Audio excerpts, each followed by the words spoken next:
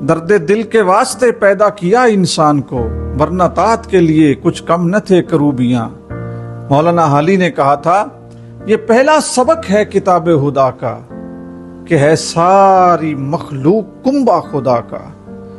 دوستو، مخلوق خدا کا کنبہ ہے۔ سرکار کی حدیث ہے، الخلق و یال اللہ، ساری مخلوق اللہ کا کنبہ ہے۔ ہم بطور انسان اس کنبے کا حصہ ہیں۔